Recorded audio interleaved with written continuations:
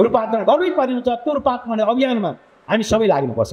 यहाँका विद्यार्थीहरू पनि, यहाँका बालबच्चाहरू पनि के छ, यहाँ नपढाएर सदरमुकाममा लगेर बरु मेहनत गर्ने, ढुङ्गागिटी कुट्ने, दुःख गर्ने, तर बोर्डिङमै पढाउने, जसलाई संस्कार जस्तो बनेको, प्रवृत्ति जस्तो जो बनेको छ, त्यो प्रवृत्तिलाई निरुत्साहित हामीले गर्नै पर्छ। हाम्रै विद्यालयलाई बलियो बनाउनुपर्छ। हाम्रै विद्यालय मार्फत गुणस्तरीय शिक्षा प्रदान गर्न सक्ने तागत हामीले सिर्जना गर्नुपर्छ।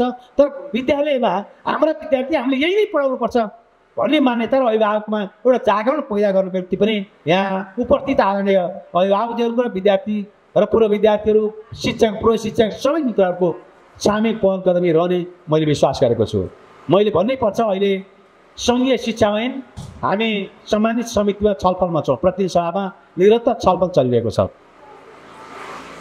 तत्कालीन नेपाल सरकारको तर्फबाट शिक्षक महासङ्घसँग गरेको 5 बुँदे सहमति र नेपाल राज शिक्षा सङ्गठनसँग गरेको 6 बुँदे सहमतिलाई केन्द्रमा राखेर म आफैले पनि त्यति बेला तत्कालीन कर्मचारी सरकार थियो, तत्कालीन सरकारको तर्फबाट मैले संशोधन प्रस्ताव दर्ता गर्नु भनेपछि मैले आफैले संशोधन प्रस्ताव तत्कालीन नेपाल सरकारको तर्फबाट दर्ता गरेको छु। त्यो संशोधन प्रस्तावमा शिक्षक महासङ्घसँग गरेको सहमति, जो विधेयक हामीले दर्ता गरिसकेपछि हामीले पछि सहमति गरेका हौँ, शिक्षक महासङ्घसँग गरेको सहमति र राज्य शिक्षक सङ्गठनसँग फेरि पछिल्लो समय गरेको सहमतिलाई केन्द्रमा राखेर संशोधन प्रस्ताव दर्ता गरेको छ र सम्मान समितिमा मैले आफ्ना कुरा पनि राखिसकेको छु। सरकार भनेको अविच्छिन्न उत्तराधिकार संस्था हो। अघिल्लो सरकारले सहमति गरिसकेपछि पछिल्लो सरकारले त्यसलाई स्वामित्व लिनुपर्छ भन्ने मान्यतामा म अडिग छु।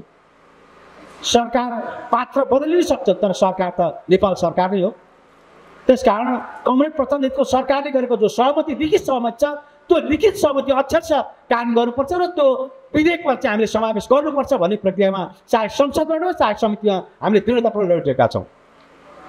शिक्षा क्षेत्रमा देखेका विभेद र विकृतिहरू अन्त्य गर्न, शैक्षिक समस्याको दीर्घकालीन समाधान गर्न यो शिक्षा विधेयक सफल हुनेछ र त्यो परिमार्जित ढङ्गले पास गराउने प्रक्रियाको पहल कदमी र नेतृत्व म आफूले लिने पनि म प्रतिबद्धता गर्न चाहन्छु। विद्यार्थी र भूगोलको आधारमा हामीले शिक्षक दरबन्दी सिर्जना गर्छौँ। अहिले भएका 18 थरीका चाहिँ शिक्षकहरू अब रहँदैन। एउटै शिक्षक रहन्छन्, स्थायी शिक्षक रहन्छन्।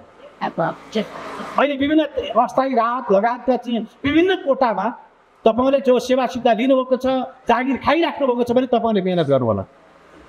तपाईँहरू सोही भएको सहमति अनुसार तपाईँले सुविधा पाउनुहुन्छ। आन्तरिक तपाईँहरूलाई परीक्षा लिनेछ।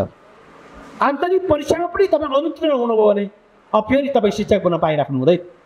यो विधेयक पास भइसकेपछि कि तपाईँ पास हुनुपर्छ कि तपाईँले शिक्षक पेसा छोड्नुपर्छ। त्यस कारण गर्दा स्थायी शिक्षक बाहेक अरू विभिन्न शिक्षकमा अध्यापन गराउँदै आउनुभएका आदरणीय शिक्षक मित्रहरूलाई मेरो आग्रह छ, तपाईँहरू अहिलेदेखि मेहनत गर्नुहोस्, अध्ययन गर्नुहोस्। अहिलेदेखि अध्ययन गर्नुहोस्, मेहनत गर्नुहोस्। शिक्षा सेवा आयोगमा तपाईँहरू पास हुनु भने भले शिक्षा सेवा आयोगभित्र तपाईँलाई निश्चित हामीले सुविधा प्राप्त गर्छौँ। आन्तरिक परीक्षाको व्यवस्था गरिन्छ। आन्तरिक परीक्षामा पनि तपाईँ असफल हुनुभयो भने अब तपाईँले फेरि आफ्नो शिक्षक पेसालाई निरन्तर दिन सक्नुहुन्न। नेपालको सन्दर्भमा हिजो एउटा विशिष्ट सन्दर्भमा विद्यालयहरू खुले, यातायातको पहुँच थिएन। अहिले सडकको पहुँच भएको छ। सडकको पहुँच विस्तार भएपछि प्रत्येक 5 मिनट 10 मिनटमा विद्यालयहरू छन्।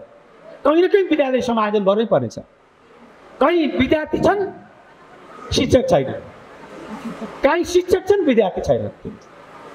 कहीँ विद्यालय भवन छ, विद्यार्थी छैन। कहीँ विद्यार्थी छन् तर विद्यालय भवन छैन। यो अन्तर्भेद छ। यो शिक्षा हामीले विधेयक पास गरिसकेपछि यो देखिएका समस्याको पनि हामीले हल गर्छौँ। विद्यार्थी सङ्ख्या र भूगोलको आधारमा कहिले विकट भूगोल छन्, विद्यार्थी सङ्ख्या थोरै भए पनि हामीले त्यहाँ विद्यालय राख्नै पर्छ। कहीँ सहज पहुँच भएको सहरका विद्यालयहरू छन् जहाँ एउटा विद्यालय राख्नुपर्ने ठाउँमा 10 वटा छ। विद्यार्थी 4 जना छन्, शिक्षक 16 जना नि छन्। चलिरहेका छन् सहरमा, काठमाडौँतिर। यो विद्यालयको शिक्षा विधेयक आइसकेपछि त्यो सबै हामीले के गर्छौँ, समायोजन गर्छौँ। त्यसभरिलाई एउटा दरबन्दी चाहिँ मानेर कति विद्यार्थी कति शिक्षक चाहिन्छ, अनि त्यसपछि विद्यार्थी र भूगोलको आधारमा हामीले शिक्षक दरबन्दी सिर्जना गरिन्छ। भौतिक पूर्वाधार हिसाबले पनि जहाँ आवश्यकता छ त्यहाँ हामीले भौतिक पूर्वाधारको चाहिँ निम्ति आवश्यक बजेट विनियोजन गरिन्छ। शिक्षा क्षेत्रमा देखेका समस्याको दीर्घकालीन समाधान गर्ने उद्देश्यसहित हामीले ल्याएको शिक्षा विधेयक अझ यसलाई परिमार्जित गर्न आवश्यक छ। परिमार्जनसहित हामीले पेश गरिसकेपछि अहिलेसम्म जो शिक्षा जो विद्यालयहरू बोझ भएको छ, अभिभावकलाई बोझ भएको छ, स्थानीय सरकारलाई बोझ भएको छ। अब आउँदा दिनमा चाहिँ यो विद्यालय कसैलाई बोझ हुने छैन। विद्यालय हाम्रो लागि आशा, विश्वास, भरोसा, उत्साह र ऊर्जाको एउटा हलोको रूपमा स्थापित हुनेछ। यहाँ योग्यतम शिक्षकले चाहिँ अध्यापन गर्नुहुन्छ र योग्यतम विद्यार्थीहरू उत्पादन गर्ने प्रक्रियामा चाहिँ सामेल हुनुहुन्छ। र मैले यस कारणले गर्दा शिक्षा क्षेत्रमा देखेका समस्याको दीर्घकालीन समाधान गर्ने प्रक्रियामा मेरो तर्फबाट निर्वाह गर्नुपर्ने भूमिका, म यो विद्यालयकै पूर्व विद्यार्थी भएको नाताले पनि मैले विद्यालयलाई निरन्तर मेरो तर्फबाट निर्वाह गर्नुपर्ने सहयोगी भूमिकामा, नेतृत्वदायी भूमिकामा, अभिभावककै भूमिकामा कुनै कमी आउने छैन। र विद्यार्थी भाइ बहिनीहरूलाई मैले अन्तिममा नै भन्न चाहन्छु, हरेक मानिसभित्र असीमित क्षमता हुन्छ। हाम्रो मस्तिष्कको विकास यहाँलाई थाहा छ। हामी 1 वर्ष गर्भदेखि 3 वर्षभित्रै 80-85% दिमागको विकास भइसकेको हुन्छ।